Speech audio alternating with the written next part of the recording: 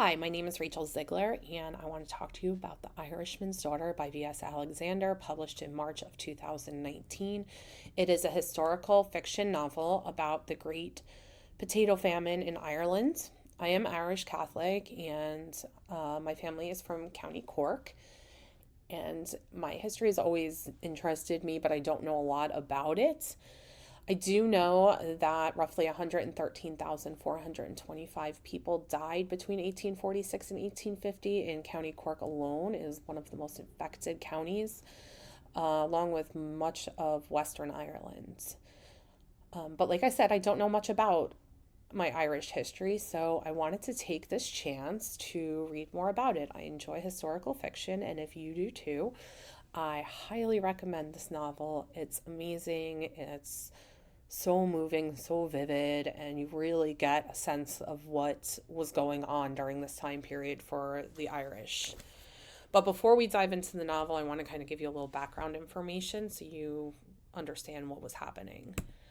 From 1845 to 1849, over 1 million people died. The British government essentially left them to their natural consequences. They did not give them anything. In fact, they took the food from them still, what was available to take.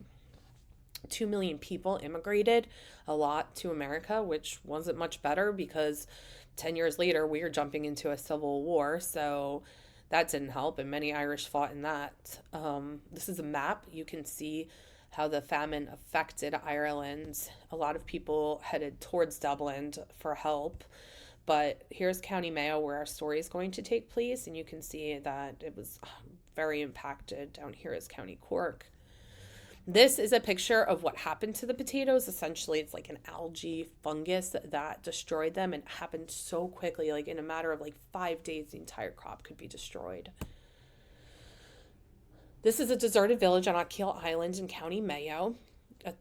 Just kind of an idea of what it looked like. The homes was ruined, obviously. This is what's left. But they were stone chambers, one room, maybe two room dwellings with an outhouse or a shed and the furrowed field for the potatoes. And this village was actually abandoned in the 1850s due to the famine. This is where our lovely characters lived. He looked through the window on the green lawn with its unbroken view of Broadhaven Bay. On either side of the manor, the fields were fractured by rectangular walls constructed of brush and stone. The potato farmers lived on these plots, verdant potato ridges lush with green leaves cut across their tracks. The homes shone black, mostly mud and stone. What luxury! How wonderful it must be to live in your own home, no matter how modest, thought Daniel Quinn. So Daniel Quinn is one of our main characters. He is a vagabond, a wanderer. He's a poet, and he's the one that delivers the news that the famine is coming. And it comes very quickly. Our story takes place 1845, right at the very beginning of the famine. And it focuses on a particular family. So our family lives at an estate called Lear House. Lear House is owned by Sir Thomas Blakely. He is an Englishman and that owns a textile business. He's not a very nice guy. He just doesn't care a lot for other people. Our family consists of Brian Walsh. He is the head of the estate for Sir Thomas Blakely, and Brian collects money from all the other tenants. He's got two daughters, Lucinda, who also works for Sir Thomas Blakely. She's a tutor for friends of his, like she tutors children. And his daughter Brianna is 18. She helps her father. She just takes care of him because their mother has passed. And she's young and she's in love with Rory Caulfield. He's another farmer on the Lear House estate and with his brother.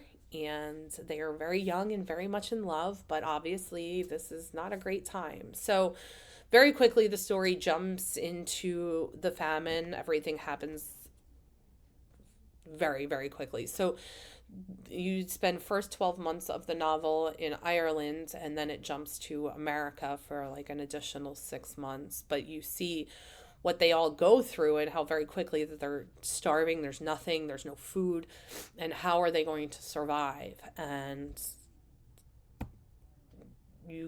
this is one of the scenes where Brianna and her father and Rory are going to get food or try to get food, and they're going across to other towns to see if there's anything. And they come across to this family, and Brianna says the bearded man's jacket was coated in mud, his breeches shredded near the ankles, his naked feet slopped with muck, his clothing shivered on him like rags in the wind. Please, please have mercy, the man begged. My wife, my children, he pleaded. The thatched boughs that formed a crude roof over their heads shadowed their faces. Six pitted eyes stared at her. Their hollow gazes seemed as exact measurement of their despondency, their bodies devoid of joy. And essentially, that's what it is. This beautiful country just had nothing left from this famine. It was desolate after. And nobody had anything. There was nothing for them. They had only one option, essentially, that was to leave. And you get to see what happens with this family and what they went through and what everybody went through, and it's very vivid and heartbreaking and emotional, and you really feel like you're part of it and that you can see what was happening during this time period. So I highly recommend this book. If you really want to learn about the potato famine and really just get to be in it, kind of like a firsthand experience, this is such a great book to read and learn about it. And if you enjoy it, I would recommend these additional books.